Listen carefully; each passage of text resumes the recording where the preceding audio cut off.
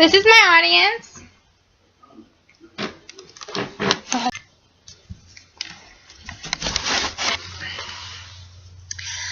Back in the 1800s, women did not have many rights. A man was given more opportunity to have an opinion on his state's behalf, such as voting for a president. Women were not allowed to vote because many thought that the women were below men and should not have the choice. In the 1872 election, Susan B. Anthony illegally filled out a ballot with the name of the president she thought would best suit the state and turned it in.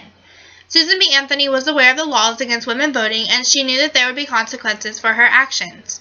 When fined with a $100 ticket, Susan B. Anthony arranged to give a speech about how she felt about women's rights. Susan B. Anthony has one line that stands out from her entire speech that states, "It was we the people, not we, but white male citizens, nor yet we, the male citizens, but we, the whole people, who formed the Union. And we formed it not to give the blessings of liberty, but to secure them, not to the half of ourselves and the half of our posterity, but to the whole people, women as well as men." Susan believed that everyone should be entitled to their own rights. Many believe that the way she was raised and the people who had the greatest influence on her in her early childhood life are the main cause for Susan having such an opinion on equality. Susan B. Anthony was born on February 15, 1820, and died on March 13, 1906. She was raised in Massachusetts with her other 6 siblings. Susan was the second oldest child in her family, and they worked hard and had a very easy life. Her family believed in a strong education, and by the age of 3, Susan could read and write. When she turned 6, her and her family moved to New York, where her parents put her into a all-girls school. Her dad did not think she was getting the proper education, so he pulled her out of school and homeschooled her along with others. A woman named Mary Perkins also taught Susan B. Anthony in her teen years. Miss Perkins was a feminist, and this is who influenced Susan the most about her opinion over women's equality. Mary Perkins believed that women should be equal to a man and that there was no justice in allowing that to happen. Susan B. Anthony's first occupation was a teacher at the Eunice Kenyon's Friends Seminary. The male teachers there got paid 4 times more than she did based on gender. Susan B. Anthony did not agree that male teachers should get paid more than the female teachers, and she ended up quitting. After Susan B. Anthony quit her job at the school, she moved to Rochester, New York. She started getting really involved of being a part of conventions that had to do with the temperance movement. Susan B. Anthony took part in anti-slavery movements as well for many years. This led to her meeting Elizabeth Cady Stanton, who would end up being Susan's partner in the women's suffrage movement.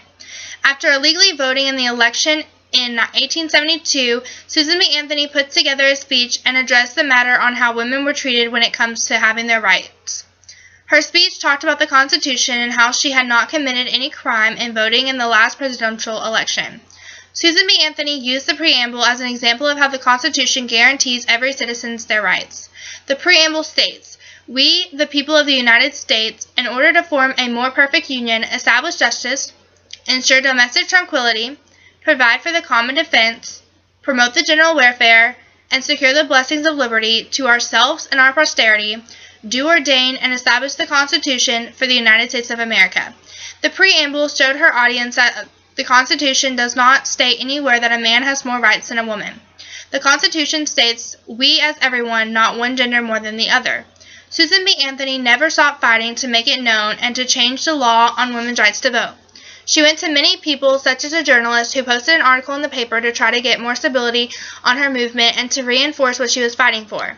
Many women agreed with the way Susan B. Anthony stood for, and they all worked together to try to convince the state that women should be equal and allowed to vote. On November 18, 1872, however, Susan B. Anthony was arrested for voting in the election of 1872. Susan B. Anthony would starve herself and not eat food that they gave her in the jail to fight back and show them that she was not giving up on what she believed in. They ended up having to stick a tube down her throat and try to force her to eat. The state looked at this as torture and ended up having to release her from the jail, but did fine her a ticket, which Susan B. Anthony did not pay. Susan B. Anthony's speech changed the state by changing the voting laws and helping women be able to vote. She bettered the state by making equality between male and female known, and that women have such as much right to vote as men. The 19th Amendment was established because of Susan B. Anthony's along with National Women's Suffrage Association.